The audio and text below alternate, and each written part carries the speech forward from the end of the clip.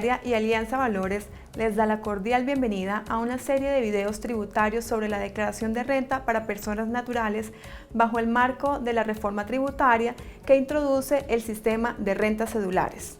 Estos videos serán presentados por el Dr. Felipe Aroca Lara. Felipe es socio fundador de Aroca Vives Abogados. Ha tenido más de 10 años de experiencia profesional en firmas como Pose Herrera Ruiz en su larga trayectoria profesional de 16 años de experiencia.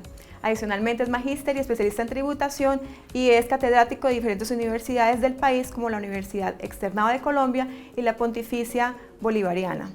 Bienvenidos. Muy bien, como lo mencionábamos, las rentas ahora son cedulares. Y la reforma tributaria, al hablar de rentas cedulares, lo que nos obliga es a mirar cuál es la fuente de tu ingreso. Y dependiendo de esa fuente del ingreso, usted va a tener que definir a cuál de las distintas cédulas usted va a tener que llevar ese ingreso y hacer la depuración pertinente. Una de las cédulas creadas por la Ley 18 y 19 es la renta cedular, laboral, la cédula laboral. En la cédula laboral caen por definición todos sus ingresos asociados a trabajo, emolumentos, prestaciones sociales, viáticos, gastos de representación, trabajo asociado cooperativo y en ciertas condiciones, comisiones, honorarios, ingresos por prestación de servicios profesionales. Estos últimos tres, comisiones, honorarios o ingresos por prestación de servicios profesionales, hay que hacer una acotación. Vamos a hablar luego de la cédula no laboral o de ingresos no laborales. Pues bien, las personas naturales que desarrollamos actividades independientes tendremos que analizar dos cosas. Lo primero, si vinculamos dos o más funcionarios para el desarrollo de esa actividad personal y si esos dos o más funcionarios que pueden ser contratados directamente o a través de contrato de prestación de servicios estuvieron durante el año gravable trabajando más de 90 días o más para mí en la prestación de esos servicios personales. Si esos se cumplen, los ingresos por comisiones, por honorarios o ingresos por prestación de servicios personales se irán a la renta de cédula no laboral. Pero si no cumplo esa condición de haber vinculado a esas dos personas por más de 90 días, ese tipo de ingresos vendrán a la cédula laboral que vamos a discutir a continuación. Esa cédula laboral, al igual que todas las demás cédulas, tiene una depuración especial. Pues bien, esa depuración especial parte de la base de tomar todos los ingresos asociados a esa cédula, como ya los mencionamos, y luego restarles los ingresos no constitutivos de renta que sean admisibles por la legislación tributaria después de la última reforma tributaria. Al sacarle al ingreso total, de traerle o restarle los ingresos no constitutivos, vamos a obtener un subtotal que se llama el ingreso neto. Ese ingreso neto lo tendremos como un referente muy importante para el siguiente paso en la depuración de las rentas laborales. ¿Por qué? Porque ese ingreso neto es la base para calcular las limitaciones a las que quedan sometidas las deducciones especiales y las rentas exentas. Eso es uno de los cambios más significativos que trajo la última reforma tributaria, porque antes las rentas exentas, las deducciones especiales, pues iban todas a la misma bolsa global del trabajador. Ahora esas rentas exentas y deducciones especiales tienen unas limitaciones adicionales atadas a el porcentaje admisible sobre el ingreso neto y a un monto en valor absoluto. ¿Cuáles son esas limitaciones más concretamente? El valor de sus deducciones especiales, que ya mencionaremos cuáles pueden ser, y de sus exenciones, que ya mencionaremos cuáles pueden ser, no podrán superar en ningún caso el 40% de su ingreso neto, ni ese 40% podrá ser superior en ningún caso a la suma de 5.040 VTs. Entonces, como lo ven, lo que existe es un doble seguro. usted tendrá que calcular ambas limitaciones y quedarse con la más baja de ellas. Los beneficios tributarios han sido seriamente restringidos, lo revisaremos con un ejemplo más adelante al analizar la renta de cédulas de trabajo. Es importante mencionar también que la reforma y el decreto reglamentario 2250 son bastante claros al decir que no es posible afectar las rentas laborales, la cédula laboral, con ingresos, costos o gastos distintos a los que específicamente vienen admisibles en la cédula laboral, como los vamos a mencionar a continuación, y que adicionalmente las rentas de trabajo no pueden afectarse con pérdidas de ningún tipo. Estas dos restricciones son bastante marcadas en la ley 1819. ¿Cuáles son los ingresos no constitutivos de renta admisibles en la cédula laboral? Recuerden ustedes, ahí van todos sus ingresos y luego usted puede restar los no constitutivos de renta. La reforma tributaria ahora reconoce como no constitutivos de renta los aportes obligatorios que usted tiene que hacer a la EPS.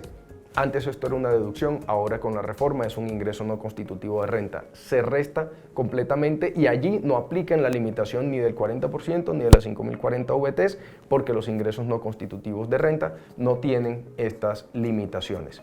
Adicionalmente, los aportes que usted haga al fondo de pensión obligatoria, los aportes que haga su empleador al fondo de pensiones obligatorias, estos no están limitados y son ingresos no constitutivos de renta. Adicionalmente, tengan en cuenta que en aplicación de la ley 1819 y el artículo 55 del estatuto tributario, los aportes voluntarios que usted o que su empleador le haga a su fondo de pensiones obligatorias también serán tratados como ingreso no constitutivo de renta sin ninguna limitación y por ende se podrán detraer en la depuración para obtener el ingreso neto. Otro tema importante que la reforma tributaria se encarga de regular, que el decreto reglamentario regula y que solamente hasta la expedición del concepto unificado de la DIAN 912 del 2018 ya queda zanjada, a mi modo de ver, el tratamiento, tiene que ver con las cesantías. Porque históricamente las cesantías venían siendo objeto del beneficio de la exención para la gran mayoría de los trabajadores del país. La reforma tributaria ahora dice que las cesantías son ingreso y que se debe reconocer el ingreso en el mismo año en el que la cesantía es pagada al trabajador o abonada al fondo de cesantías. Esto generó bastante confusión, pero ¿qué es lo que está diciendo ahora o reconociendo mejor la DIAN ahora en el concepto unificado 912? Que la cesantía tiene un doble tratamiento. Si bien usted la debe reconocer en el ingreso, sea que se la hayan pagado o sea que el patrono la haya consignado al fondo de cesantías, si se la pagan a usted, el tratamiento es de renta exenta, sujeta a las limitaciones. Pero si el patrono las consignó en el fondo de cesantías, en ese momento, a pesar de que es ingreso, usted lo puede restar como no constitutivo de renta. Mucho cuidado con ese tratamiento porque es uno de los temas que ha quedado, digamos, con mayores problemas de interpretación. Creemos nosotros que ya la discusión queda zanjada y bastante clara. Si la cesantía es aportada al fondo de cesantías, usted reconoce el ingreso y al mismo tiempo lo resta como no constitutivo de renta. Si por el contrario a usted le pagan la cesantía directamente por la razón que sea, se le acabó el contrato de trabajo a término fijo o lo despiden, esa cesantía pagada para usted tendrá el tratamiento de ingreso y luego usted tendrá que ir a mirar la renta exenta a ver si aplica o no aplican con las limitaciones. Muy bien, también recordar que la reforma tributaria no cambia el carácter de no constitutivo de ingreso, es decir, ni siquiera es un ingreso algunos pagos que tienen bastante o una muy estrecha relación con las relaciones de trabajo. Por ejemplo, los vales o bonos de alimentación o los pagos de alimentación que haga su empleador al restaurante, al casino, o los que le da usted a través de vales o bonos, siempre que su salario sea menor o igual a 310 VTs mensuales y que ese pago que le hacen de alimentación no supere las 41 VTs al mes, eso para usted no constituye ingreso. Simplemente usted no lo refleja en la declaración de renta ni el patrono se lo va a certificar en el certificado de ingresos y retenciones del año. Eso no cambió con la reforma. Otro tema muy importante, mientras el patrono puede crear un plan empresarial de pensiones en alianza fiduciaria, los aportes que el patrono haga como patrocinador a ese plan empresarial de pensiones, mientras no se consolide en cabeza suya, pues usted ni siquiera va a tener que reflejar el ingreso. Entonces es muy importante que usted tenga conocimiento y distinga cómo es que se reflejan estos aportes a los planes empresariales de pensiones de alianza fiduciaria, porque ahí hay un beneficio muy significativo para los trabajadores. Esto ni siquiera va al ingreso, eso no cambió con la reforma tributaria. Otra cosa importante, cuando usted tiene ahorros ya consolidados en su fondo voluntario de pensiones en alianza fiduciaria, esos ahorros que van generando valorización, que con el paso del tiempo van creciendo por valoración o por valorización, eso, si bien hace parte de sus cifras patrimoniales, como lo mencionamos cuando hablamos de cifras patrimoniales, pues no constituyen ingreso para usted hasta el momento en el que usted lo retire. Eso ya ha quedado reconocido expresamente también por la DIAN en el concepto unificado 912. Hablemos un poquito de algo nuevo, muy rápidamente, y son los aportes voluntarios a los fondos de pensiones obligatorias. Recuerden ustedes, fondo de pensión obligatoria es distinto al fondo de pensiones voluntarias. En el fondo de pensiones obligatorias, donde tanto el patrono como yo hacemos aportes periódicamente para tener un capital ahorrado o una historia laboral para nuestra pensión en la edad de retiro, hay dos sistemas aplicables en Colombia. Tenemos el sistema público y tenemos el sistema privado del régimen de ahorro individual con solidaridad administrado por los fondos privados de pensiones obligatorias. Para los del régimen público no hay posibilidad de hacer aportes voluntarios al fondo, porque allí lo que interesa para calcular la pensión en el momento del retiro será su edad y las semanas cotizadas y el promedio de su ingreso base de cotización de los últimos 10 años antes de la pensión. Pero en el régimen privado lo que importa es cuánto aporta usted. Por supuesto también importarán las semanas, etcétera, para el cálculo actuarial, pero desde el punto de vista netamente financiero, el régimen de ahorro individual con solidaridad es un ahorro pensional que usted está construyendo con el paso de los años.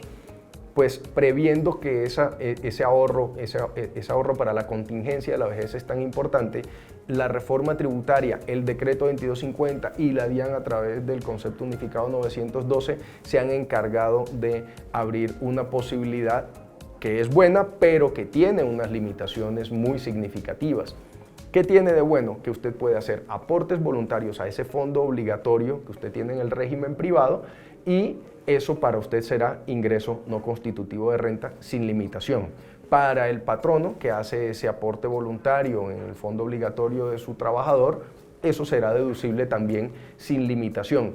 Pero mucho cuidado, si usted como persona natural retira esos aportes voluntarios hechos al fondo obligatorio sin que se retiren como mesada pensional, es decir, usted ya pensionado a través de una mesada que le van a pagar mensualmente y lo retira por cualquier otra forma, lo van a castigar severamente con una retención del 15% sobre esos recursos, pero adicionalmente usted tendrá que llevar ese valor retirado a su declaración de renta y ahí va a tener que pagar el exceso de impuesto, que puede ser de hasta el 33%. Entonces hay que tener mucho cuidado, pero la posibilidad ha quedado abierta a través de la última reforma tributaria.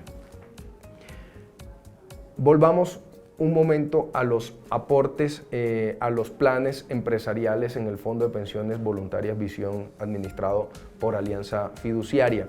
Recuerden ustedes que hay unos planes empresariales. Esos planes empresariales son netamente corporativos, son institucionales. En estos planes empresariales, la empresa puede vincular a uno o más trabajadores para que sean los beneficiarios contingentes de ese plan. La reforma tributaria lo que ha dicho es, para el empleador como patrocinador serán deducibles los aportes que haga a este plan empresarial de pensiones, y la limitación que le aplica será la de las 3.800 VTs al año por cada partícipe. Es decir, si el plan tiene 2, 3, 10, 20 partícipes.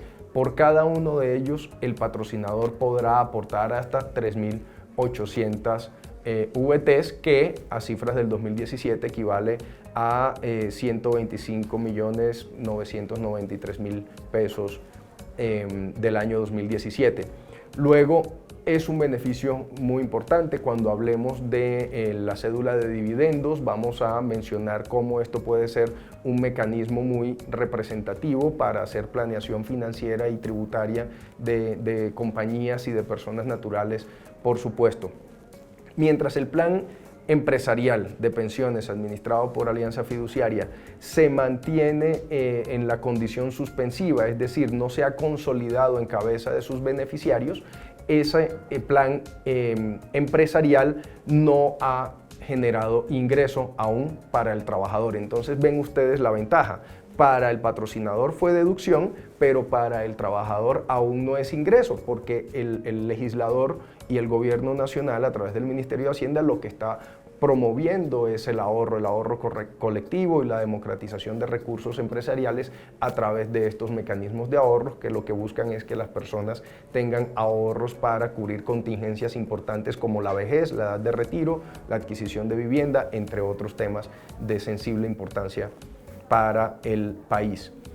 Solamente cuando ocurra la consolidación, ya veremos eso, puede ocurrir que haya un ingreso o que haya una exención total de ese aporte ya consolidado en cabeza del partícipe o beneficiario.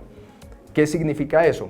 Que la reforma tributaria, e incluso desde antes de esta reforma tributaria, el beneficio de los planes empresariales de pensiones administrados por Alianza son bastante significativos. ¿Por qué? Porque cuando ocurra la consolidación, según las reglas específicas de cada plan, porque cada plan es distinto al otro, según esas reglas de consolidación habrá que revisar si la consolidación ocurrió o no con cumplimiento de unas condiciones establecidas en la ley para tener beneficio tributario en cabeza ya del partícipe trabajador. Entonces, ¿cuáles son esas condiciones? Primera condición, que hayan transcurrido al menos 10 años desde el momento del aporte. Por cada aporte se empieza a contabilizar el término mínimo de 10 años y Alianza, como administrador profesional de este tipo de planes empresariales, lleva un conteo individualizado por cada uno de los aportes para ir midiendo cuándo se van cumpliendo los 10 años en el plan o dentro del plan. Entonces, si la consolidación ocurre y el retiro después de 10 años, ese retiro será libre de impuestos y la ley dice que ni siquiera debe ir a la declaración de renta. Segunda posibilidad, que esa consolidación y retiro ocurra para pagar la adquisición de vivienda del trabajador. En esos casos, la ley le está diciendo, como usted está usando esos recursos para un fin importante para el país, como es la adquisición de vivienda propia, esa consolidación y retiro también es tratada como renta exenta y no debe ser objeto de declaración. Y la otra posibilidad tiene que ver con el cumplimiento de los requisitos de pensión. Recuerden ustedes que el cumplimiento de requisitos de pensión depende del sistema de pensión al que usted pertenece. Si usted está en el sistema público de Colpensiones, usted cumplirá requisitos de pensión cuando tenga la edad y las semanas cotizadas. Por el contrario, si usted está en el régimen de ahorro individual con solidaridad en un fondo privado, usted tendrá que ver que tenga un cúmulo de ahorro ya representativo, que teniendo en cuenta ciertas cifras importantes para su cálculo actuarial, como su edad, si usted tiene hijos o no tiene hijos, etcétera, etcétera, es el administrador de su plan obligatorio de pensiones el que estará en capacidad de medir y de certificar que usted ha cumplido los requisitos de pensión. Si usted los ha cumplido, pero aún no se ha pensionado, en el régimen de ahorro individual con solidaridad, esa certificación, que tiene una validez de 3 meses, muy importante, usted la puede traer a Alianza y aquí van a revisar si ya usted se le consolidó el plan empresarial, el aporte en el plan empresarial, y usted tiene derecho a hacer esta consolidación y retiro por cumplimiento de requisitos de pensión,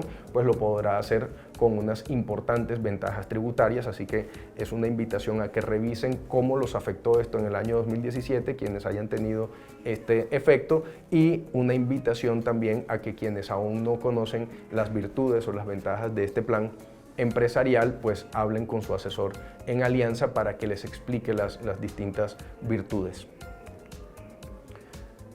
Entonces, volvemos a la depuración de las rentas de trabajo. Recordemos, van al ingreso total todos los ingresos de fuente de trabajo, salarios, emolumentos, gastos de representación, viáticos, todo lo que tenga que ver con la relación laboral o legal y reglamentaria, y también van a ir ahí los ingresos por actividades personales en las que yo no vinculé a 2 o más personas durante más de 90 días en el año, comisiones, honorarios o ingresos por prestación de servicios personales. Todo eso se acumula para el ingreso total. Luego le vamos a restar los ingresos no constitutivos de renta que ya mencionamos, obtenemos nuestro ingreso neto, y ese ingreso neto lo vamos a multiplicar por 40% para obtener un número, y ese número lo vamos a comparar contra la cifra de 5.040 VTs. Si el 40% es menor que 5.040 VTs, nos vamos con ese límite. Si el 40% del ingreso neto es superior a 5.040 VTs, pues nos iremos con 5.040 VTs. ¿Y qué vamos a hacer con esa cifra de 5.040 VTs o del 40%? Pues ir y mirar cuáles son las deducciones especiales y las rentas exentas a las que tengo derecho en mi cédula laboral.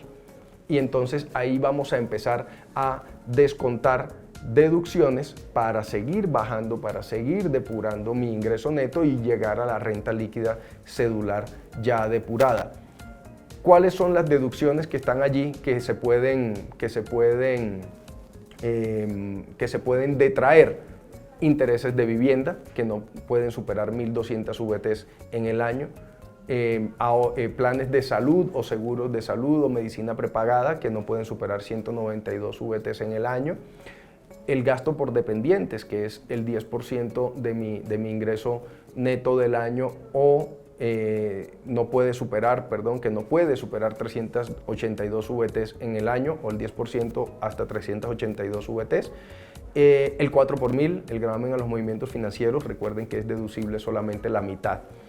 Y eso desde el punto de vista de las deducciones. Luego tendremos las rentas exentas, una muy importante, los aportes que hayamos hecho a los fondos voluntarios de pensiones en Alianza, el Fondo Voluntario de Pensiones Visión de Alianza, lo que hayamos puesto allí hasta el 30% de nuestro ingreso tributario del año sin superar las 3.800 VTs. También tendremos como renta exenta el 25% de nuestro ingreso neto total del año. Entonces es un ejercicio matemático que tendremos que ir haciendo para ir viendo cómo el ahorro o cómo los intereses de vivienda nos van a servir para detraer de nuestra base y llegar a una renta líquida laboral, de la cédula laboral, que vamos a llevar luego a la tabla.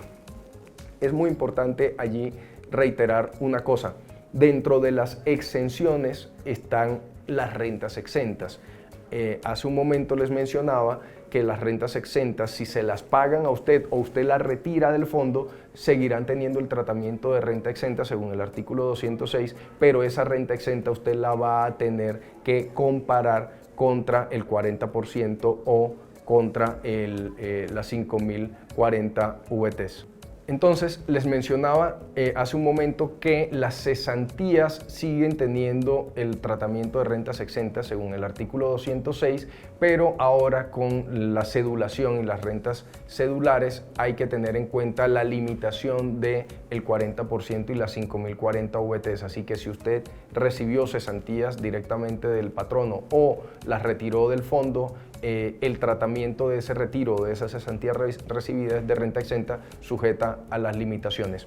Con esto tenemos, digamos, ya el mapa general de depuración de la cédula laboral. Es bien importante reiterar que en los aportes voluntarios a Fondo de Pensión Voluntaria Visión de Alianza Fiduciaria, usted tiene una ventaja significativa, en el sentido de que hasta el 30% de su ingreso tributario del año y hasta 3.800 VTs al año, algo así como 126 millones de pesos del año 2017, usted los puede ahorrar allí. Ese ahorro, dentro de las limitaciones de la cédula laboral, puede ser objeto de un importante beneficio, no hacer parte de su retención en la fuente, le disminuye la retención, le disminuye la declaración de renta y le disminuye la renta presuntiva, como lo vamos a mencionar cuando hablemos específicamente de la renta presuntiva. Y esos ahorros que están allí sujetos a beneficio tributario, usted podrá luego retirarlos libres de impuestos en 3 condiciones o con 3 condiciones, cualquiera de ellas: que usted cumpla requisitos de pensión, o que usted retire para adquisición de vivienda propia, o que los ahorros hayan permanecido al menos 10 años en el ahorro voluntario. Entonces, los invitamos a quienes aún no hacen parte de este sistema de ahorro con importantes beneficios tributarios a que se acerquen y hablen con su asesor. Los que sí tienen ahorro consolidado, individual, y al ver el extracto al 31 de diciembre vean que la valorización o la valoración de ese ahorro ha crecido por efecto financiero, tengan en cuenta que la DIAN, les reiteramos, ha reconocido que esas valorizaciones, en la medida en la que usted no lo retire, todavía no hacen parte de su ingreso, así que no entran a la depuración de las rentas cedulares. Un tema muy rápidamente que trajo la reforma tributaria tiene que ver con los pagos en acciones. No existía regulación en la legislación tributaria colombiana de cómo se manejaban los stock options o cómo se manejaban los pagos efectuados a través de acciones, los pagos laborales efectuados a través de acciones. La ley 1819 trae una regla especial dependiendo del caso. Si es el caso de que le dan la opción de comprar acciones, entonces la empresa tendrá la oportunidad de tomar un gasto y usted tendrá correlativamente un ingreso en virtud del valor comercial de la acción y el valor de la opción de compra efectivamente ejercido. Es un ejercicio matemático que habrá que revisar caso a caso.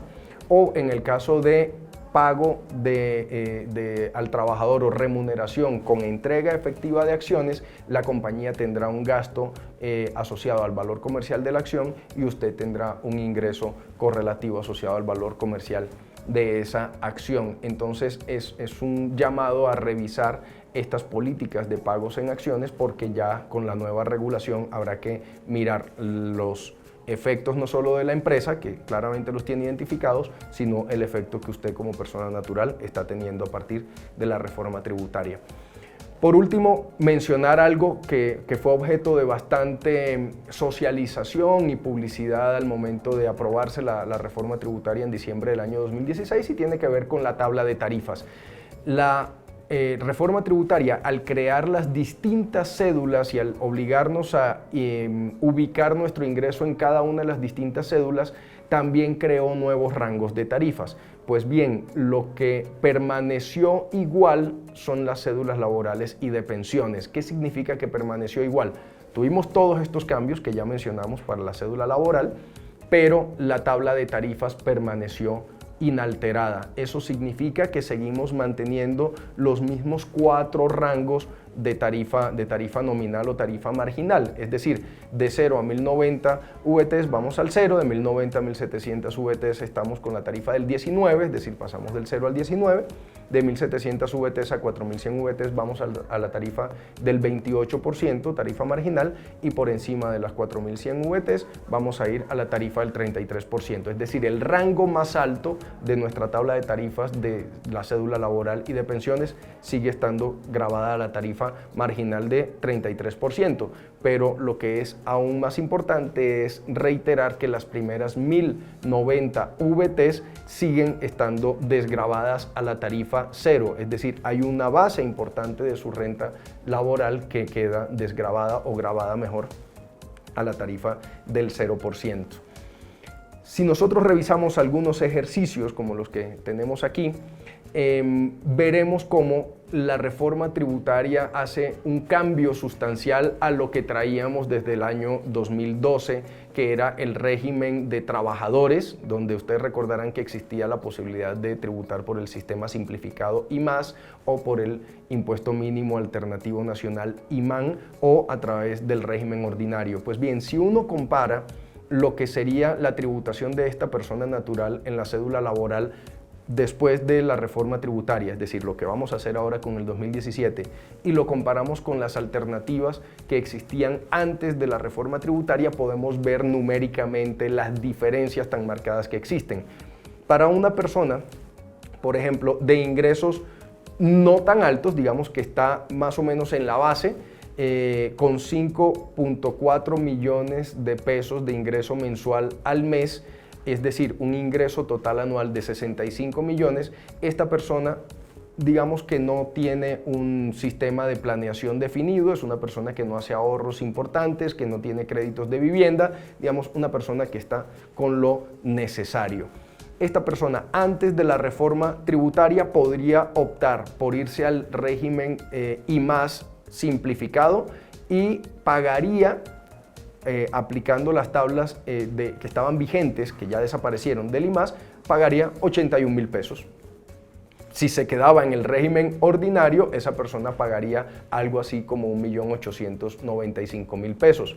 Si llevamos esa misma persona con ese mismo ingreso a la cédula laboral del 2017, que es lo que vamos a tener que hacer porque lo otro desapareció, pues vemos cómo ya solo existe régimen ordinario y en régimen ordinario terminará pagando los mismos 1.895.000 pesos. Entonces vemos cómo en la parte baja de la tabla las modificaciones de la reforma no fueron sustanciales porque se sigue manteniendo la tabla histórica que traíamos antes de la reforma.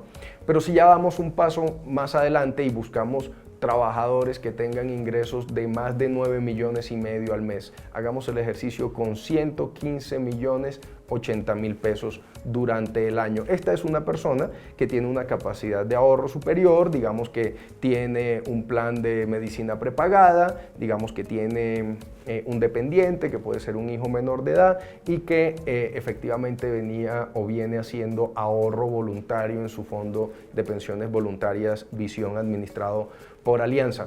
Pues esta persona, con toda esta planeación financiera y tributaria que venía haciendo antes de la reforma tributaria, estaría pagando algo así como poco menos de 1.600.000 pesos.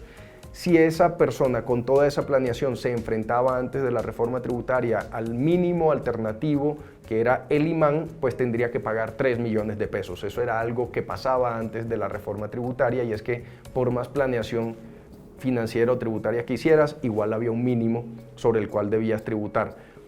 Pero esa misma persona llevada ya al régimen de renta cedular después de la ley 1819, con todos estos mecanismos, pues vemos cómo terminará tributando más de 6.600.000 pesos, es decir, su impuesto efectivo por el efecto de la reforma tributaria se duplica o un poco más del doble es lo que tendrá que pagar.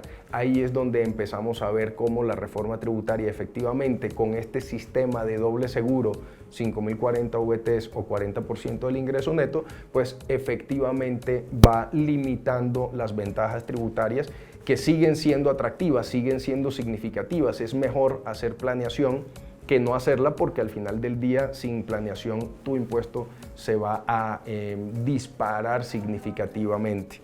Vámonos a un caso ya aún más arriba, una persona que gana 15 millones mensuales, es decir, 180 millones de pesos en el año. Esta persona pues efectivamente sigue teniendo dependientes, esa persona tiene medicina prepagada o seguro de salud y hace ahorro también en el Fondo de Pensiones Voluntarias Visión de Alianza Fiduciaria.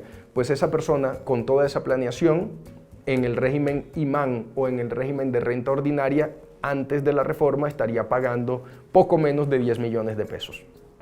Porque en ese caso, ya en la parte alta de la tabla, IMAN y renta ordinaria casi que se parecían mucho por todas las limitaciones que existían antes de la reforma. Pues bien, con las limitaciones adicionales traídas por la nueva reforma tributaria, esta persona ya no va a tributar cerca de 10 millones de pesos, sino algo así como 16.866.000 pesos.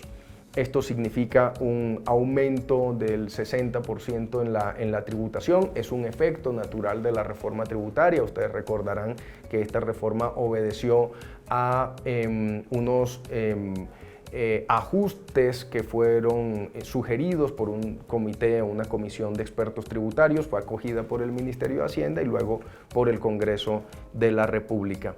Y esto lo podemos ver luego como ha ido evolucionando la tarifa efectiva de tributación en la declaración de renta de los asalariados, que digamos hemos venido sosteniendo fuertemente el carácter de progresividad del impuesto sobre la renta en Colombia. Muchas gracias.